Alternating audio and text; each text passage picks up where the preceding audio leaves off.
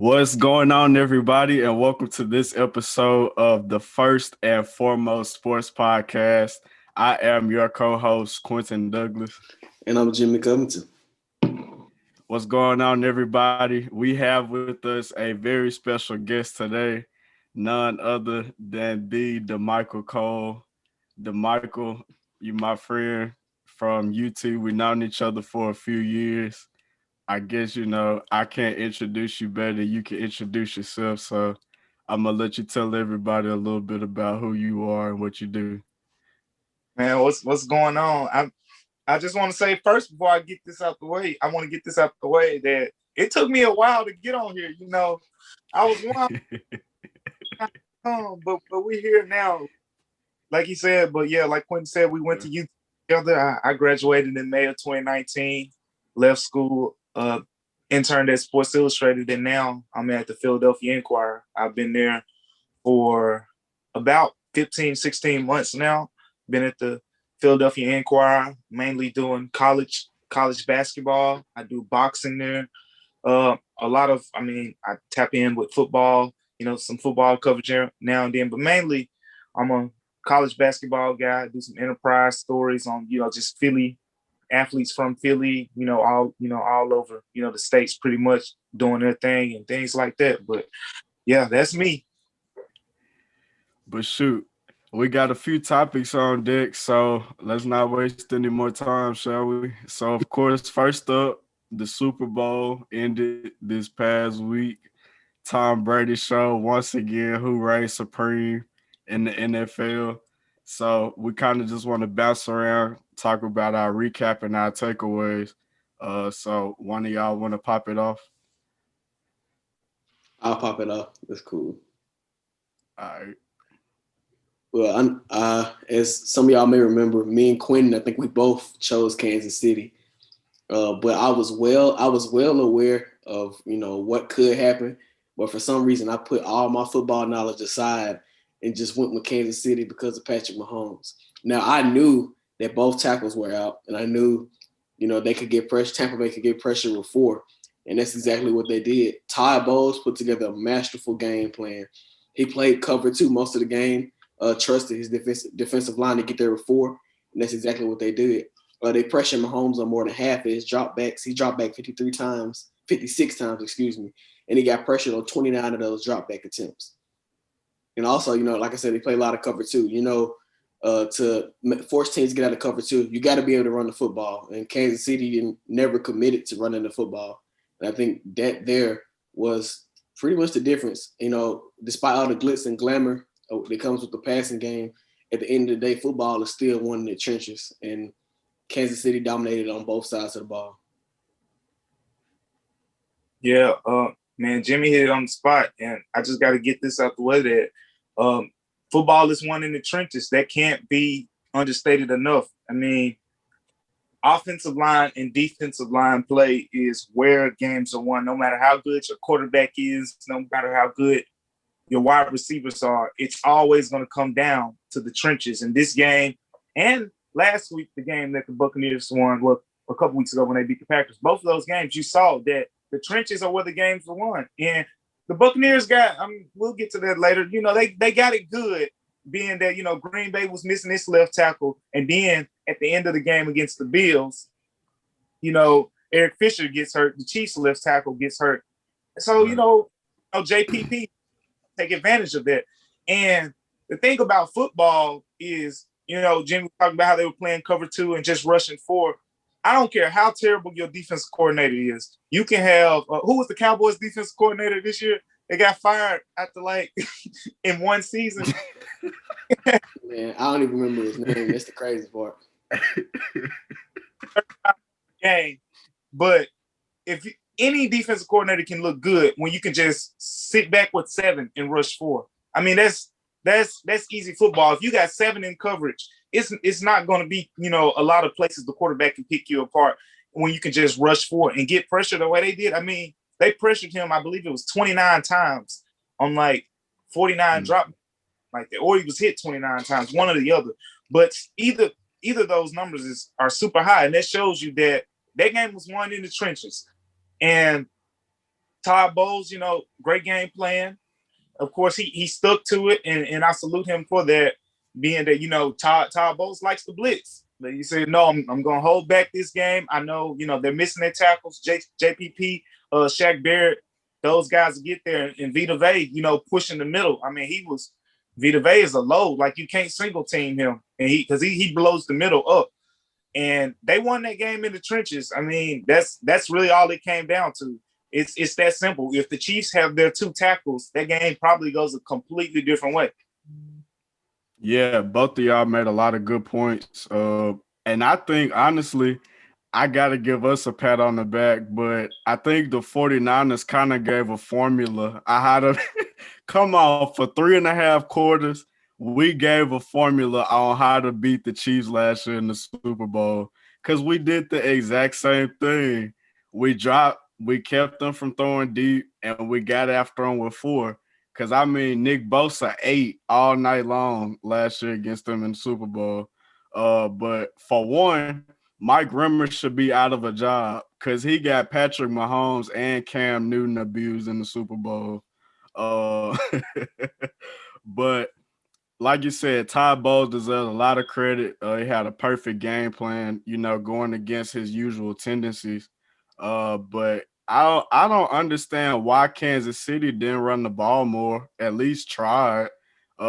The few times they did give Clyde Edwards-Helaire the ball, like to start the second half, he was picking up some yards. And what even happened to Le'Veon Bell? Did he even get in the game? No play. So I don't know what the deal is with that, but I mean, they didn't even try to run the ball, but I mean, they got physical with Tyreek Hill, had help over the top.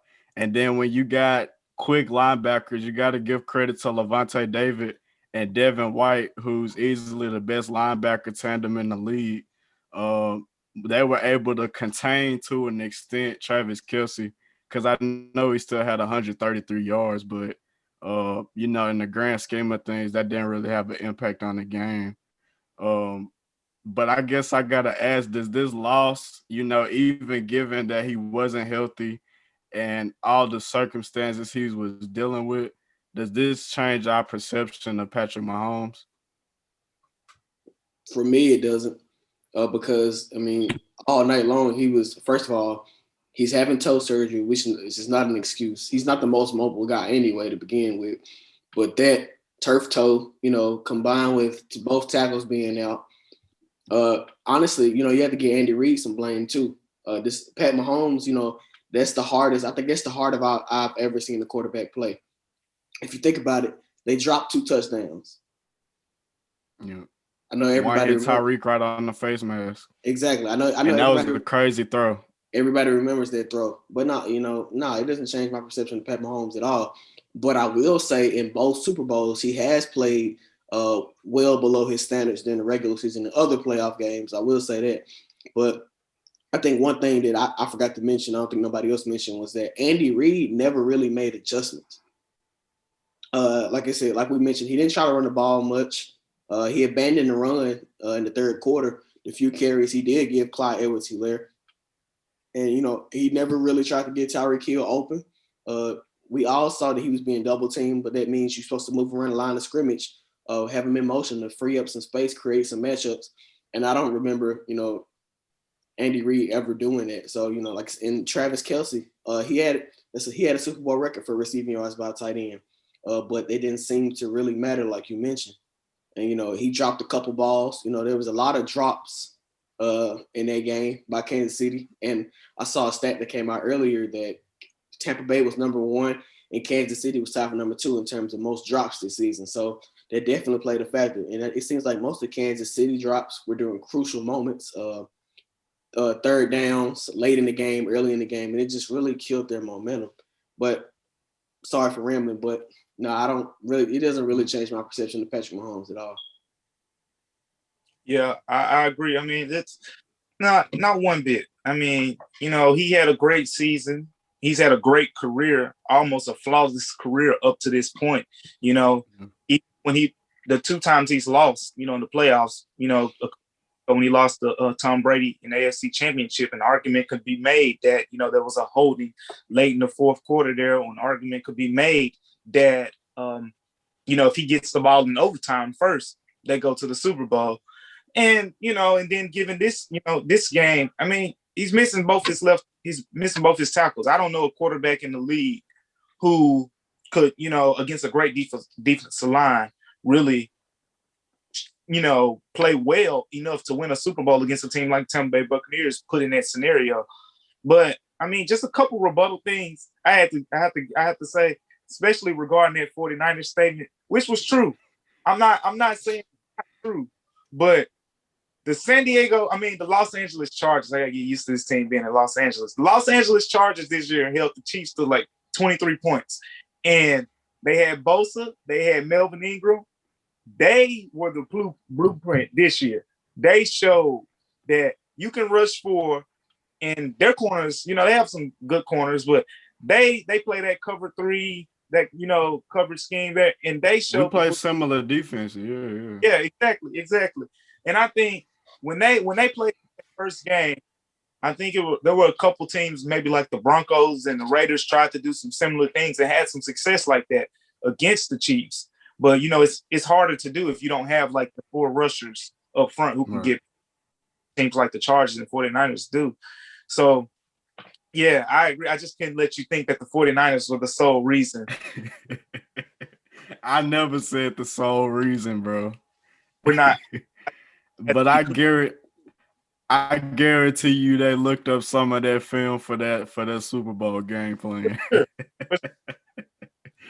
But yeah, that's not invisible though. That's what people, really figured out. I mean, he's any quarterback, offensive line play is so crucial. And I don't care how good you are. If you don't have a good enough offensive line, you're not going to win a Super Bowl if you're going against great pass rushers. And I do want to mention something. I think what was lost is that people don't really mention how good the right tackle Mitchell Schwartz was. Mitchell Schwartz, he was considered an all-decade team right tackle. So he's one of the best tackles of this generation. And Eric Fisher, former #1 overall pick, he was also a Pro Bowler. So you're looking at 2 high-level tackles here, and you're missing both of them. It's not like the tackles were mediocre or anything. No, they were 2 high-level tackles, and that definitely hurt. I think that was the key to the game. And I think everybody knew that. Everybody knew that going into it. But what it was, we just figured Pat Mahomes and their offense was so great that they would be able to overcome it. But we all got fooled, and they got dominated from the jump. Yeah. I'll add later when we get to the later section. I'm going to add something about Pat Mahomes. I think he did struggle, and there were some things he could have tweaked.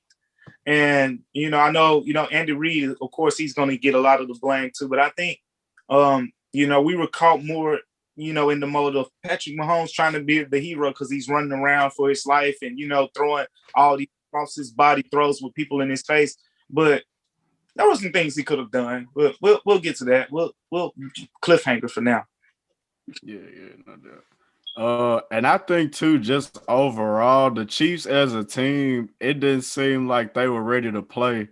And I don't know how much of a factor the investigation going on with Andy Reid's son played into the which I guess with that situation, he was intoxicated and there were children in the car and he got into a car accident. But if I'm not mistaken, wasn't that Andy Reid too a few years ago, like before he left the Eagles, his son like passed away? Something like that. I'm not familiar with that. I believe you. I believe you're right. That definitely happened. I don't know if it was when he was with the Eagles or if it was like when but yeah, it definitely that happened before. I think that did happen before. If my memory served me right, his one of his sons was like a ball boy for the Eagles while he was still there. But like during one of the training camps, he like OD'd or something like that. Yeah. He did. He had a son that OD'd out. What year was that? Because it was, I'm gonna say like 2012. 2012. He did have a son that OD'd. So Yeah, that sounded about right. Yeah, it's crazy. But I do. while we on the oh my bad. Before we move on, something that neither one of us has mentioned is that the second half, the Chiefs just looked like they were defeated, and I think that's partly because of the lack of call. Well, not even the lack of calls, but the ridiculous penalties that they were getting called for. I think that was definitely part of it. They came out looking defeated, like ain't no way that we're gonna be able to win. Not with the it seemed like the ref were on payroll. It's like ain't no way we're gonna be able to win. That interception got called back. Them two mysterious pass interference calls that extended the drive towards the end of the second quarter. I think that definitely played a role into it. And you could see it when they were walking out the field. I saw it in the Honey Badger face. So I was like, I was really concerned. I wasn't more so concerned about the score. I was concerned about morale than I was the score going into the second half. I agree. Speaking of, my bad, go ahead. I agree. I mean, I think even the Honey Badger, Tyrann Mathieu, tweeted after the game, like, how did I get a penalty? And he ran up to me. So, I'm not the conspiracy theories with old Brady, and I don't do that.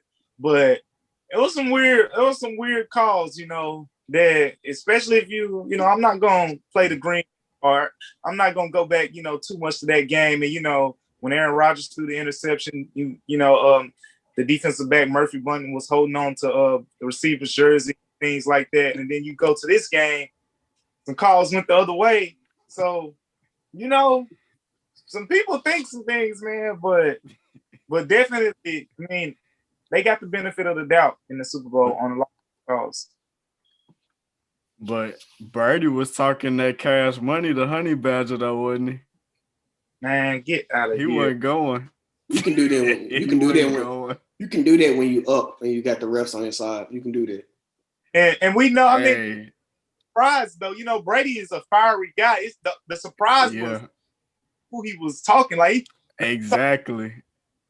This dude will come on a nickel blitz and not slow down. Like he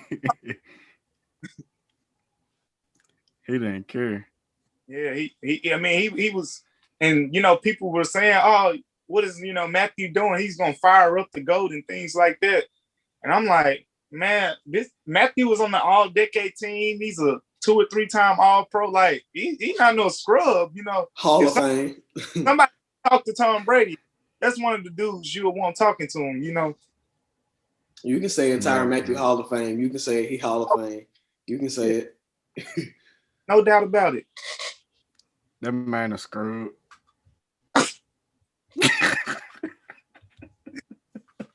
Oh my goodness, here you go. I'm joking, man. I'm joking. But shoot, while we were on the topic of Philly, I was gonna say it was the perfect segue right into our next topic right now. Rumors swirling that, pretty much at this point, Philly wants to trade Carson Wentz or is trying to trade Carson Wentz.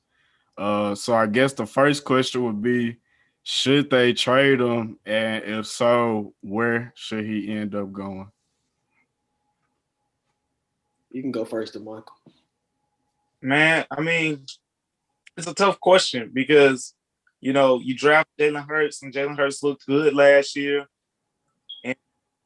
And Wentz did have a down year. So things are trending in the way of, let's turn to the young guy, get something back for Wentz. But I'm not sold, on that yet. It was literally just 2 years ago, Wentz carried that team to the playoffs. They had injuries at wide receiver, offensive line. Greg Ward, in the playoffs and, the last few weeks of the season 2 years ago, Greg Ward was his number one receiver.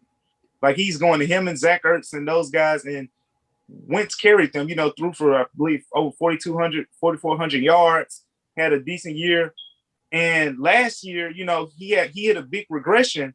But with that being said, we've seen some other quarterbacks have, 1 out years, like that. I mean, 2 years ago, a lot of people thought Aaron Rodgers, was going to be on a decline, even though, Carson Wentz did throw, he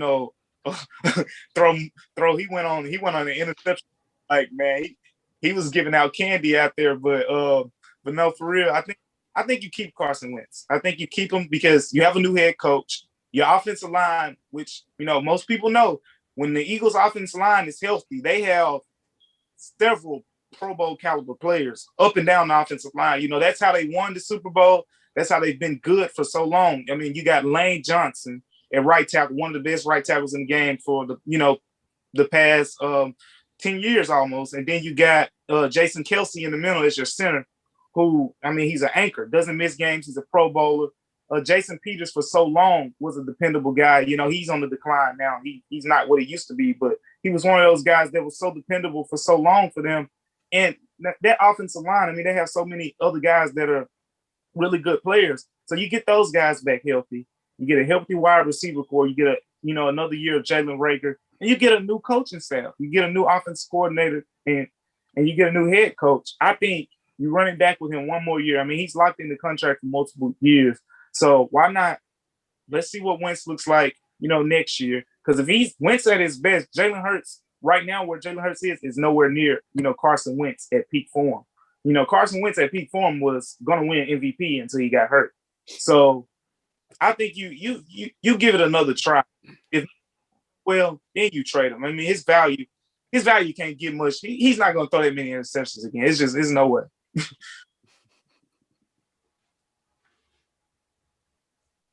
Jim, I was gonna. Well, I'll go ahead. I think you trade him. Jalen Hurts won a few games. He looked pretty good during that time. So I don't know how you go back. I know it's a new coaching staff, new coordinators, but I don't know how you go back. With the locker room, the team's probably mostly gonna be the same. I don't know how you go back to Carson Wentz after Jalen Hurts was successful, moderately successful during his time starting. But I think where the Eagles could be in trouble, it was reported they're looking for a Matthew Stafford type package as as compensation for trading Carson Wentz. And I don't know what team would give him that. Matthew Stafford was 2 first-round picks, a third, and another quarterback. Carson Wentz, I wouldn't trade that much for Carson Wentz. Like, I'm just being honest. No. But now where I haven't. Chicago. They'll give up the farm for anything as long as they don't biscuit. That was actually one of the two teams. That was one of the two teams that I thought might trade for them and Indy. But my thing with Chicago, they have a negative $510,000 in cap space. Funny, yeah. And then Allen Robinson is an impending. He's a free agent, basically. He's a free agent. So how are we going to bring him back and bring in Carson Wentz? I think the best place I would say is Indy. Head coach Frank Reich. He was Carson Wentz offensive coordinator during his first 2 seasons, and one of those seasons was the season where Damichael, you mentioned, he more than likely was going to be MVP. So whatever he was able to unlock Carson Wentz's potential in that one season, and also former Eagles quarterback coach and passing game coordinator is also reportedly headed to the Indianapolis Colts. And they have $69 million in cap space. They have the 21st and the 54th picks in this year's draft. So I think they got the capital and the cap space to trade for Wentz and possibly bring in a receiver or two.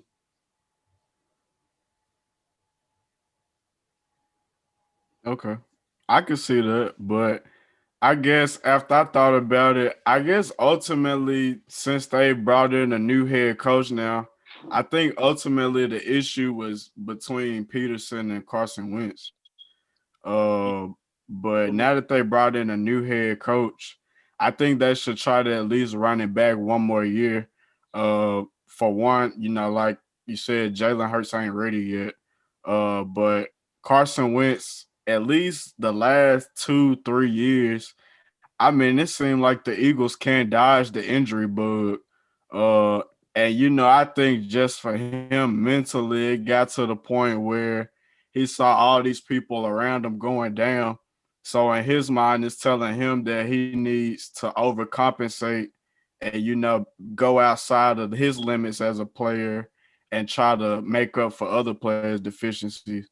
But, like you said, he's been a turnover machine. He has a heavy contract.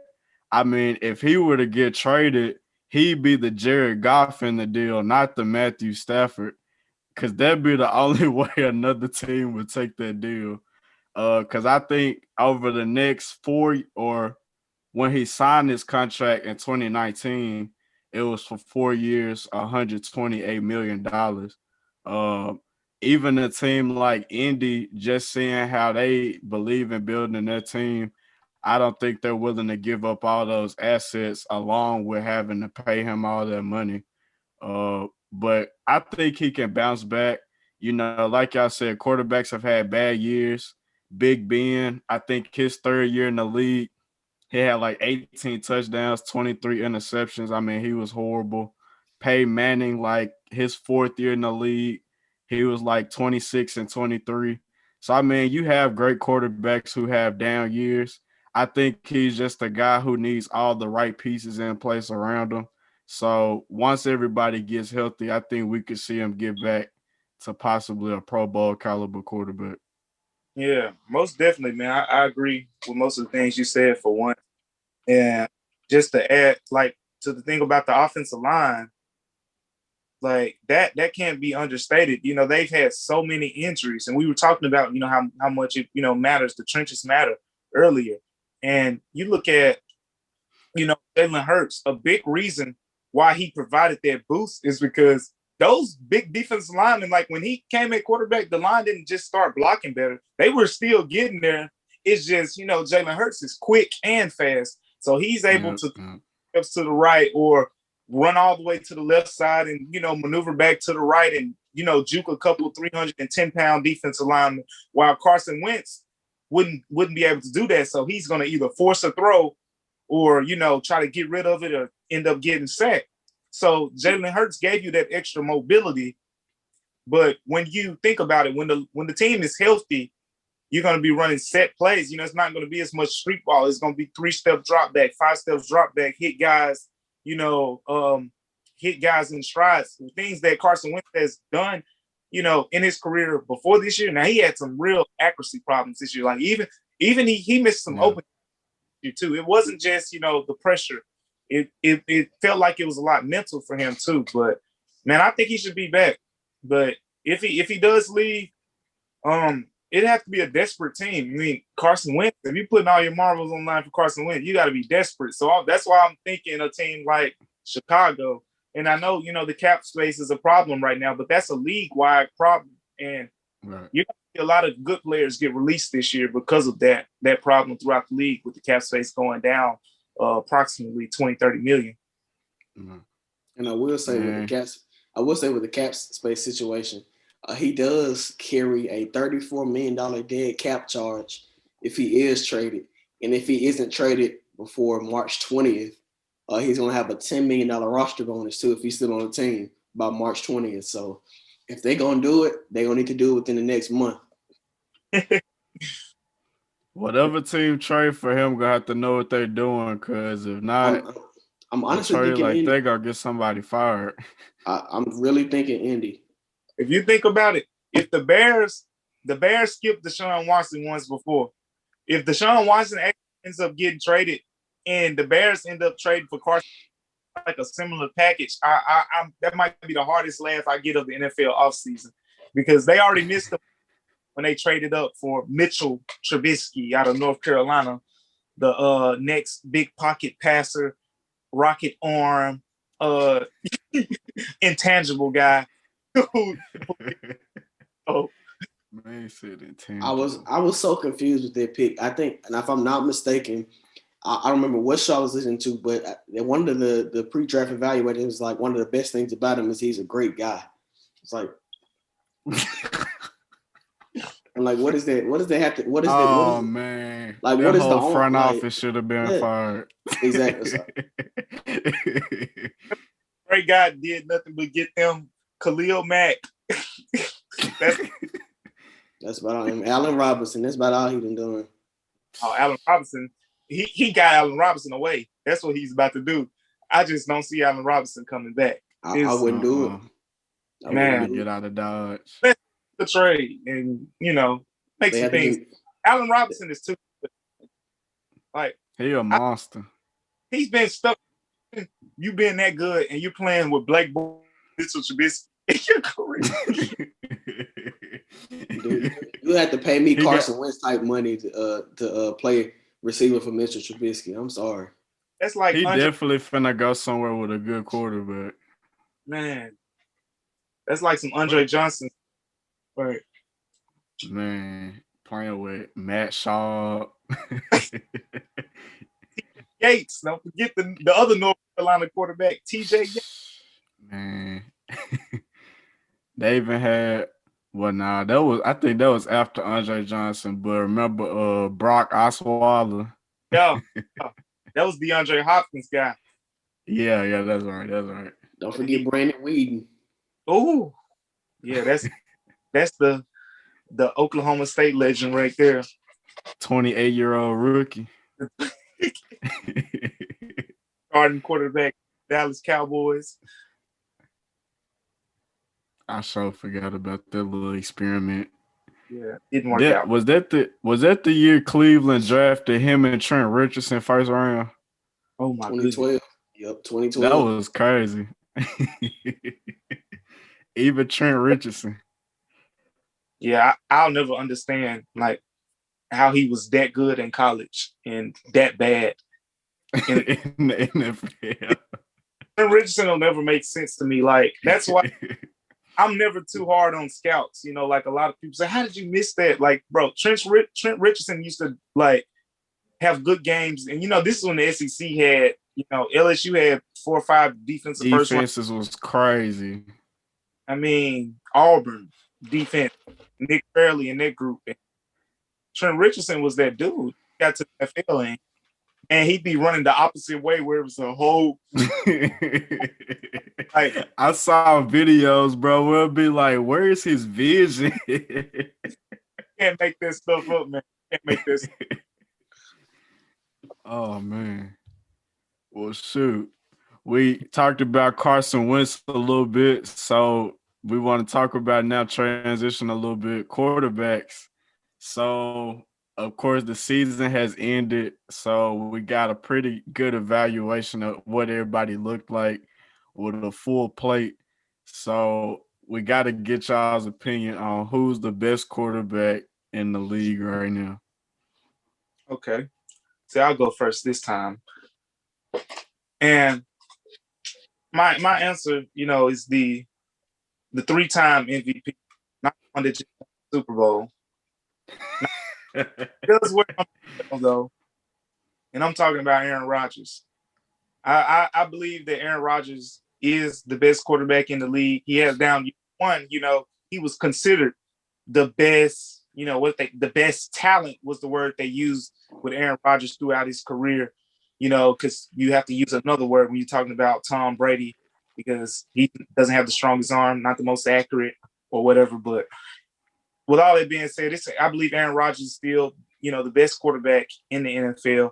And honestly, if you that Bucs game, I think is a very good indicator of why. And this is what I was referencing earlier when I was talking about Patrick Mahomes, because I mean Patrick Mahomes, the thing he does, you know, maybe you saw it some with Aaron Rodgers, maybe you saw it some with, you know, like a Brett Favre, Steve Young, Dan Marino, but you know, Patrick Mahomes does these things so consistently where, you know, it's amazing to watch and it's the wow factor is on another level. But with Aaron Rodgers, he was missing his left tackle, just like, Patrick Mahomes was missing his tackles, and Aaron Rodgers so happened probably arguably the best left tackle, if not the best, top 2, top 3 left tackle in the game. And he was missing his. And what Aaron Rodgers did, and I think the difference between him and Patrick Mahomes is it's in the head. It's the IQ. It's the smarts. It's the way Aaron Rodgers can break down the defense on another level. And when they played the Bucs were, I mean, you watched the game. Y'all watched the game. The Bucs were getting there, arguably just how they were getting there against the Chiefs. Aaron Rodgers adjusted. He did a lot of, quick dropbacks, dumping off short passes, taking advantage of when Devontae Adams would get doubled. He go at one. I mean, Marquez Valdez-Scantling had a good game. You know, he put him in good situations in order for that to happen. Meanwhile, you look at Patrick Mahomes, he didn't make the adjustments that Aaron Rodgers did. Aaron Rodgers all year long, he took his little short routes, but he threw a lot of deep passes all year long, long developing plays. Patrick Mahomes does the same thing. That's how they get Tyreek Hill on a lot of those deep balls and whatnot. But that's never really just not worked for Pat Mahomes. Even, you go back to the game against the 49ers last year in the Super Bowl where, the 49ers were getting so much pressure early on. And even when he started to find success, it was him, doing a lot of freelancing and making things happen. And that's his game. That's who Patrick Mahomes is. It's just when you play a defensive line that was just, this ferocious, where you have linebackers flowing to the ball the way that the Tampa Bay linebackers do, it doesn't work. And that's why Travis Kelce had 10 catches, for how many ever catches he had for $133, I believe it was, because he was the only one who you could get in those intermediate routes. And they didn't take advantage of that enough. And I think when you talk about the best quarterback in the league, Aaron Rodgers is just so cerebral in the head that as good as that Bucs defense was, against the 3 future Hall of Fame quarterbacks that they played, we're not counting this Taylor Heineke. We're not counting that. Nobody had ever read a scouting report on him before. Against Drew Brees, they made Drew Brees look like he needs to retire ASAP. He should have been retired. They made it look like his work as a professional. Aaron Rodgers, he maybe wasn't, MVP level good, but he still, I threw for over 300 yards. I believe it was 3 touchdowns, 1 interception on, a play where it was a little nip and tuck, but interception. Okay. He threw 1 interception. Yeah. And I think the difference, those 2 guys, Patrick Mahomes, Aaron Rodgers, most arm talent in the league. But the difference for me is the cerebralness. And even before the season, you can look it up that Patrick, after he won that last Super Bowl, he said that I'm just now starting to learn how to read defenses. Like, it was a really big thing when he said that before the season. He was like, last year when he had got hurt, he had got hurt during the Super Bowl season. And he said he was just, during that time he had off, he was starting to just now figure out defenses.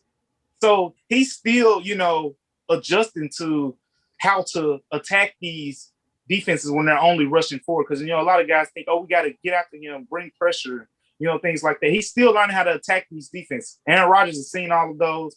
He knows how to attack them all, and he's had success against them all. So that's why I say Aaron Rodgers is the top guy for me. I'm going to have to go. Oh, we can go ahead, Queen. You can go ahead. You got it. I'm going to have to. And after that one, I picked Pat Mahomes originally. But after that one, I'm going to have to switch over to Aaron Rodgers. My man. I think this season, he regained the crown back. When you talk about Mahomes and Aaron Rodgers, they got a lot of the same qualities.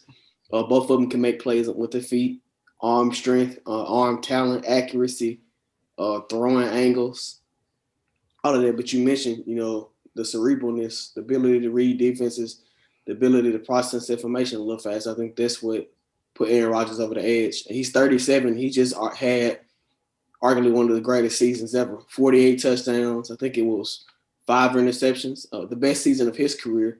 And he had a season where he threw for 45 touchdowns and 6 interceptions previously. So, the man was a monster this year. I like I tell my father all the time, Aaron Rodgers, I think, is the most talented quarterback that football has ever seen.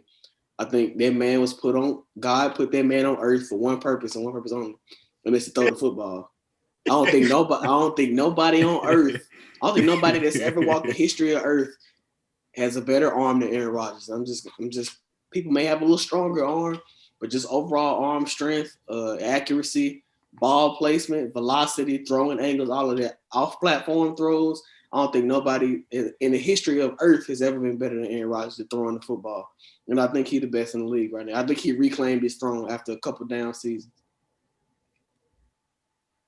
Those are some pretty good speeches, but I'm gonna go with the elder statesman, Tom Brady.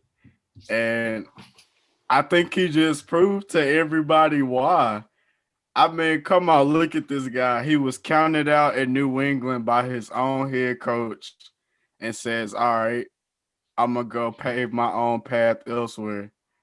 Goes down to Tampa Bay. All right. Tom Brady going to Florida. He must be about to retire a year early. He not about to do nothing. He go down there, get him a few pieces. They get a few offensive linemen, bring back Gronk out of retirement, go get AB off the streets. They get off to a little rocky start. They get a bye week 11. What happens? Come back. Tom Brady's the hottest quarterback in the league, leads them right into the playoffs. Three, not one, not two, but three victories on the road. No, he wasn't the reason they won all three of those games, but it is a team sport. It is a team sport. But when it mattered most in the Super Bowl, Tom Brady showed up and showed out, and it was contagious and it spread to the rest of the team. And we could definitely tell. And I think, hands down, that's what separates him from the rest of the great quarterbacks, including Aaron Rodgers. And I believe that's a big reason why he can't get over the hump. I just want to say, you mentioned his Super Bowl performance, which was all, it was cute, it was fine and dandy. But I can name you off the top of my head about 20 quarterbacks in the league that won the Super Bowl in that game. Jameis Winston could have came back from eating legs, stepped on the field. We're running all the plays from last year. You still remember? And he would have scored 10 points. Jameis Winston could have got you 10 points. He probably, but that defense, man, they took the show in that one. I mean, Tom, TB did his thing for sure, and I said that when we talk about the greatest, I mean, he's the greatest the sport has ever seen. I mean, you can't argue with 7 bowls. I mean, 7 bowls is one player. It's probably never going to happen again. Going to 11, I mean, it's one of those things. It's too tough. And you talk about how circumstantial winning is. So many things have to go right for you to win. When you just look at the history of the game, you look at a quarterback like Drew Brees. Drew Brees has had some very bad defenses in his prime, and that prevented him from winning more Super Bowls. Aaron Rodgers has had some very bad defenses in his prime that prevented him from winning more Super Bowls. Same thing for Peyton Manning. And, I mean, the list goes on with, Dan Marino. Dan Marino was the best thing since sliced bread when he came to the league, but he couldn't get over the hump. He never was able to get over the hump. It took John Elway into his late 30s to get over that hump. I mean, we've seen some talented guys but Tom Brady, the things that he does in terms of, he's a great leader. He's a great quarterback. He's had some like that 28-3 comeback against the Falcons. That was, that's some GOAT status. That was a GOAT status type game. But I mean, man, he's the greatest. I will say that. But it's a couple quarterbacks. I think you give them those defenses. I'm not saying they'd win 7, but they get you at least 3 or 4. At least 3 or 4. With my thing with Tom Brady, is he great? Is he the GOAT? Yes. But he isn't solely the reason for none of those Super Bowls. Let's be real here. You had the greatest coach of all time. You've consistently had great defenses year after year, just about in every Super Bowl with the exception of maybe 1 or maybe 2. So I can't. He's not the best quarterback in football. They didn't win the game because of him. They won the game because of their defense. The man threw for 200 yards, bro. He's not the best quarterback in football. Let's keep it a buck.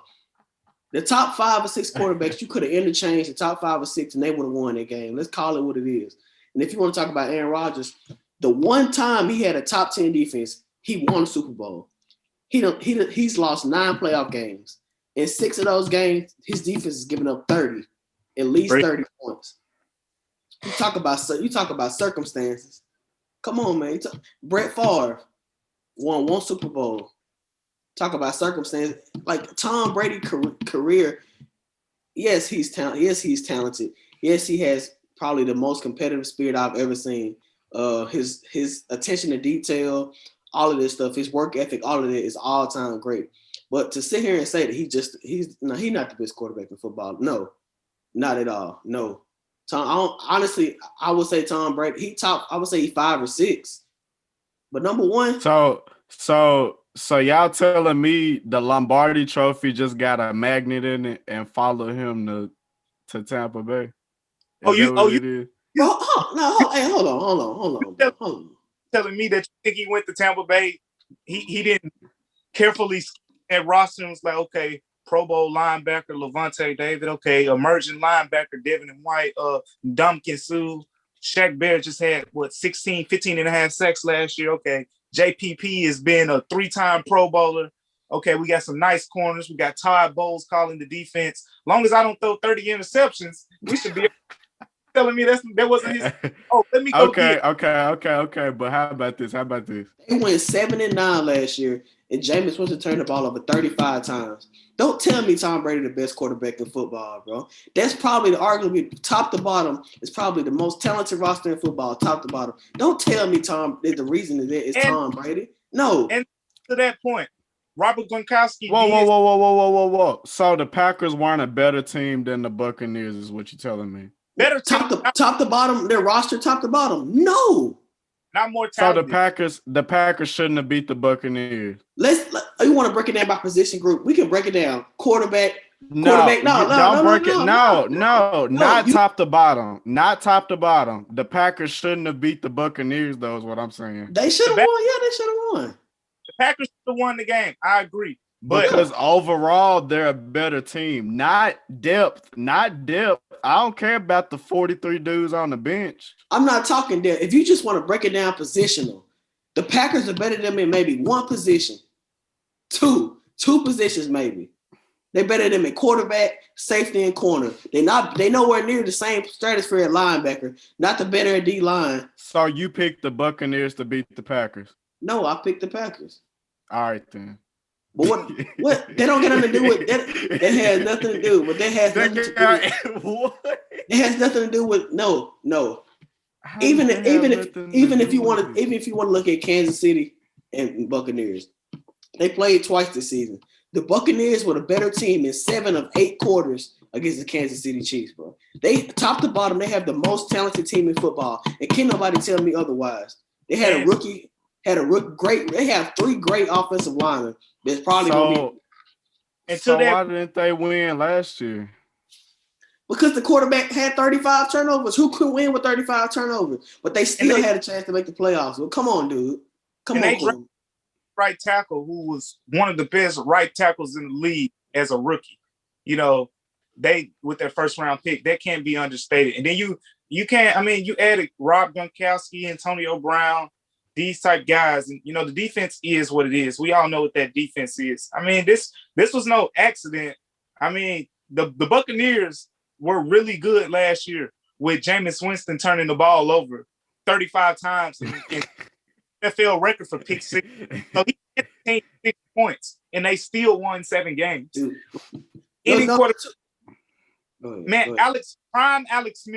Prime Alex Smith probably could have got that team to the NFC Championship against the Packers.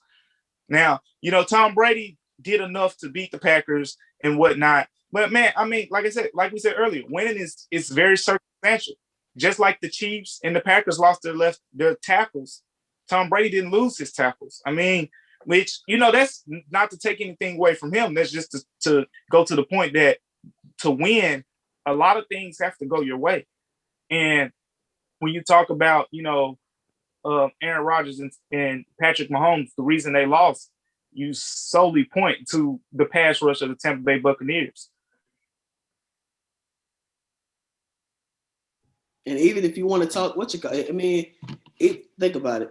The Buccaneers' number 2 receiver was graded as the best receiver in football last year. They number 2. Not they number 1, they number 2. So don't tell me Tom Brady the best quarterback in football. But be real, what you can name? I could name 6 or 7 quarterbacks that could have put them in the same position, dog. Don't come on now. Don't have recency bias. Tom Brady is 5 or 6 maybe, but he's not the best quarterback in football. You want to talk recency bias? Nobody was hyping this team up like this midway through the season, talking about best roster top to bottom. Dude, I knew they had everybody. If you watch football, you knew they had a great roster. They just had a real spot. That's all that was. Everybody knew they were going to the playoffs. I picked them. I think I might have picked them to beat New Orleans, bro.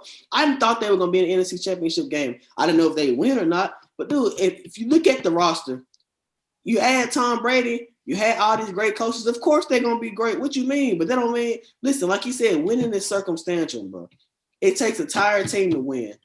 They didn't win that game solely because of him. He really wasn't. I wouldn't get. He would probably be the third or fourth most important part of their win Sunday. Let's keep it real. It was the Todd Bowles, the defense. I would say the running game, the lack of Kansas City tackles, then Tom Brady's play. Come on now. And Rob Gronkowski did say that this is the most talented team he's ever played with. This came out of Robert Gronkowski's mouth, and he played on those really good Patriots teams, since 2011, 2012. So for him to say that, it means something. All right. So NFC Championship game, right? It was Tom Brady versus Aaron Rodgers. So tell me this. Start the fourth quarter, right? Anybody's game down the stretch. All the money on the table. Who showed up and who shrunk? Neither one of them showed up. Tom Brady threw 3 interceptions in the second half, and Aaron Rodgers just didn't make enough plays in the fourth quarter. Come on now, I said fourth quarter. He was terrible the second half of the entire second half of the game. Come on, I know you ain't forget Tom Brady playing in the second half of the game. Are you saying the quarterback that scored 3 points in the fourth quarter is the one that showed up? He made the throws to get them to a field goal, right? Oh, you talking about the throw where a dude just dived forward. Now he was held, of course, but I mean he didn't. It was a pass interference call. It's not like he hit some dude in stride or something. And Tom Brady didn't have a good game that game. We're not gonna go to that game and act like Tom Brady. Let's not say the whole game, but he didn't have. He was the catalyst that helped them deliver the knockout punches in the first half, because that's what really did y'all in that game. The first half did y'all in, and y'all never recovered. Kevin King was the knockout punch. Hey, and once again, the referees were the knockout punch. They had been letting them play physical all game long, and when it came down to that one call, that he did hold, but Sean Murphy-Munson basically mugged Alan Lazard, which is how he got an interception, but they didn't call that. But they want to call a little hold, when it comes to getting a first down to end the game. But that's what I be talking about, bro. You let them play all game long, and you make that bogus weak call at the end of the game to decide the game. That's what I talk about when it comes to Tom Brady-led teams. When the game gets close, they always get the benefit of the doubt, regardless of what happened the entire game. If it's close, they're gonna get you, dude, when he's playing on the field. And the margin to winning and losing is just so small. Like I can't give Tom Brady credit for that game. If you want to talk about the NFC Championship, I mean the win and lose margin is so small. You go back to that game, you point the Aaron Jones fumble at the beginning of the second half. Whitehead, that was the second time he forced Aaron Jones to fumble, and that time, they recovered in Green Bay territory. They had nowhere to go. I believe it was just one play action pass, touchdown. Wide open tight end, they scored off of that. So that defensive play, and you factor in, going back to the Sean Murphy-Bunting play, him, making a good break on the ball or whatever, even after he held the jersey. And the Packers were going for a 2-for-1 right there. Like they were marching up the field. Aaron Rodgers had some momentum. He completes that pass, it's a first down. You're at midfield, and they get the ball after halftime. That changed the whole complexion. And the fact that if you factor in that after that interception that the Bucs scored and they got that, the play right before the half was Scotty Miller. A lot of good things happened in that game. And it's very minor things, but I think the defense stole the show against the Saints. The defense stole the show against the Packers, and the defense definitely stole the show against the Chiefs. So Brady played well though. I mean, it's just. I mean, we're not about to go talk about the NFC Championship game. Like, this man didn't throw like lollipop interceptions. Like Three if of them. James Three of them. balls, Hey, and those was setting the plate up for Aaron Rodgers to put points on the board. yeah, I agree. But that goes back to credit Tampa Bay's defense. They're not just some pushover defense. I mean, Aaron Rodgers, you know, he had that stretch in the second half where he was moving the ball up and down the field against them. And man, let's be honest, it's football. You're not about to just go up and down the field the entire game against a defense like that. You're going to have good stretches if you're a quarterback of Aaron Rodgers' caliber. You're going to have some stretches where you can get up the field and make some plays, receive make plays like Valdez-Scantling did. But that's not a pushover defense. You got to work for every yard when you play the Tampa Bay Buccaneers. And that's what hurt Patrick. He wanted 20, 30 yards when you needed 5 yards at a time. So I can't put that loss on Aaron Rodgers, and I can't put that win in Tom Brady's hands, if that makes sense. I mean, is he still top 5 or 6? Duh, obviously, of course. But to say the best quarterback in football is ridiculous. Man, I just don't see how you deny a guy that's won 7 Super Bowls. Man, move on. Call him a great winner. You say he's had some great achievements, and look, we're not calling him Robert Horry. We're not. I mean, it's not like we're calling him Robert Horry. You know, he's a great quarterback. Like, you know, Tom Brady deserves all the credit that he's gotten. And like I said, that game against the Falcons when they were down 28-3, he put that team on his back and he marched up the field and he got the 2-point conversions and he made some great plays all throughout that game. He put that team on his back, and there were a couple other instances where he's made. But you go to the Super Bowl wins where you talk about the first couple ones he had early in his career, and you talk about when they beat the Rams, the Jared Goff Rams that year in that low-scoring game. And, I mean, a lot of great defensive performances, twinkled in there. So just call it what it is. Well, I just know one guy Super Bowl MVP and one guy ain't. So, maybe next year Aaron Rodgers will get to the Super Bowl. I was cheering for him this year, but he let me down. So I guess it was too much pressure for him. Yeah, that's what you think. Too much pressure for Aaron Rodgers. There you go, trying to stir the pot. There it is. Man, look.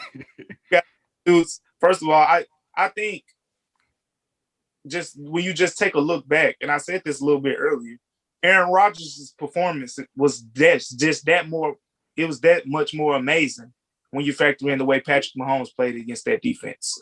Because they were getting pressure on Aaron Rodgers in the same way, but he just was getting the ball out so much quicker and he was dissecting things a lot faster. Meanwhile, Patrick Mahomes, his entire career has made a living. Nobody's open. I'm going to scramble around and run 20 yards backwards and sling the ball across my body. Aaron Rodgers can't do that for one because he's not going to scramble, that far back.